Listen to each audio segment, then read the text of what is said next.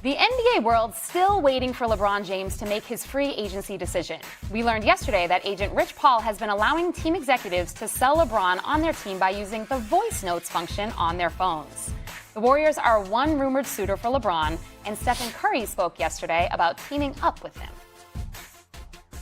Up until probably 2-3 years ago, it was like a pipe dream question or even a thought, but that is a part of the allure. This is such a, for him being going to his 23rd or 4th, I don't know, season, me going to my 18th, the battles that we have, that would be such a unique story in NBA history, sports history. David, would LeBron Curry joining forces be a dream team or a disaster? It'd be a dream team for a million or a myriad of reasons, honestly. Like, from a fan, let's start with the fan perspective here.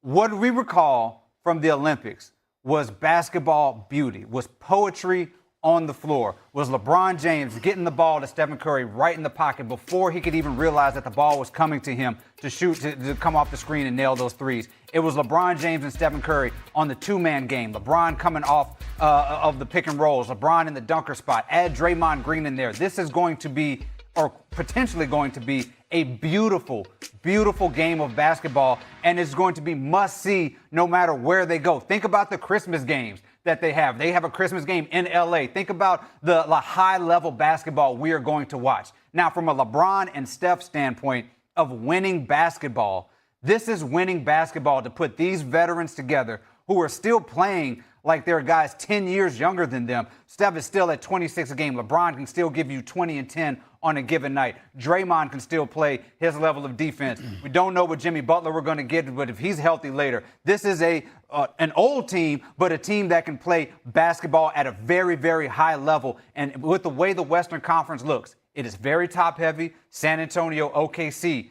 These guys are playing, can make it to April, make it to May. We're talking about a team that can make some real deal noise. And there's no better story than LeBron James teaming up with his former rival, with the best rivalry that we have seen in the 21st century in basketball. These guys playing together, it is a beautiful end to his story, and one that I really do hope that he's actually considered. Well, Vinny's over here making faces, but first, Wendy, how do you feel about this potential basketball brotherhood coming together? I don't know if there's no better story. I think I could think of a couple of better stories, but it's a great story. Or do you mean like the 1992 Olympic team? Because the 1992 Olympic team was unbeatable. This team wouldn't be unbeatable.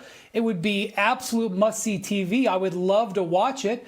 The destiny of the Warriors, if LeBron came there, would probably be tied to Jimmy Butler's health. And we would not know that until mid-season or later. If Jimmy Butler came back and was himself, yes, I agree with David that that's a formidable team. I don't think that they're a favorite or anything in the West, but I would love to see it. But it's not going to be a disaster either. Of course not. There's no chance of it being a disaster. It would be wonderful to see. They're not going to be in last place or anything like that. So I know it's not a hot take, but I don't think it's a dream team or a disaster. I think it's something very enjoyable to work your way through the doldrums of a regular season while we wait for the best teams to play in the postseason. That's the thing that gets me. Unlike my good friend Nino Beige over here, I'm not going to speak hyperbolically. I'm going to speak realistically.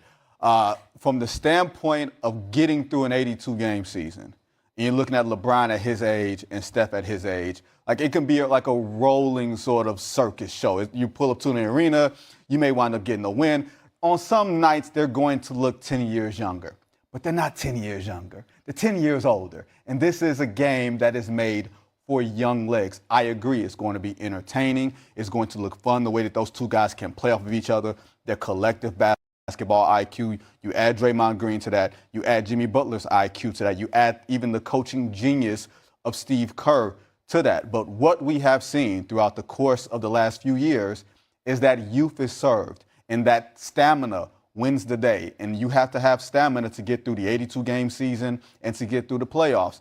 Old teams run out of gas really, really early. Old teams sound like a really good idea on a bunch of different levels. And although these guys are bucking history don't mean you're going to be a champion. And I'm with you. We're going to plant our flag if they go there. We will plant our flag. NBA Today will be there. First Take may be in San Francisco. We're going to have a lot of fun to get through 82-game season, to get through the 82-game season, to get through All-Star Weekend. On some nights, Steph can look as great as he ever looked. And then reality will hit in May, because nobody would expect them to get through San Antonio and or Oklahoma City and or Minnesota, depending on what they look like. They want to give themselves a chance in the second round of the playoffs against a quality opponent. That's probably where the ride ends, but it'll be a fun ride while it lasts. It just came to me. Vinny went and got himself a lineup yesterday. He's feeling crispy. He's feeling good, so he's coming up with the nicknames, doing all that stuff. He's got the lineup. He's got the earring in his ear. That's what it must be. He's feeling himself real good right now. He's every day. smizing at the camera as we speak. I see that with the. I get it. I understand that he's trying to make. Trying to look good for everybody on this Friday. It's good job, Vinny, for having that crispy. I mean, it was your lonely gold change that made me think of Nino Beige. There you go. I get it. But anyway, sorry. Anyway, yeah. No. This is box office though. This is box office, regardless of how far they go. Like what we saw last year with the Warriors. Yes, it was a playing game. They went against the Clippers. Felt like a monumental win just because it was like Steph. It was Draymond. It was having this. This felt like a reminder of who they were as champions. For the entire season, no matter how long this lasts, no matter how long they go, it is going to feel like reminders of their greatness. We're going to be reminded of what high-level basketball is. We're going to be reminded of the fact that in 2016, they had the most epic NBA Finals that we may have ever seen. Like, this is what we're dealing with here with these two guys and with Draymond in the mix. The story there is just absolutely incredible. And the basketball, the level of basketball, like I know we could talk about the NBA as youth, but also there's victory in experience. Experience can get you far. Now, they are very, very experienced, but experience can get you far, and it can eke out some of these wins and maybe exceed some of these expectations along the way. Let me find a way to split the baby here. For it to be a success does not mean that they have to get to the NBA Finals. Like, we have defined success in the NBA as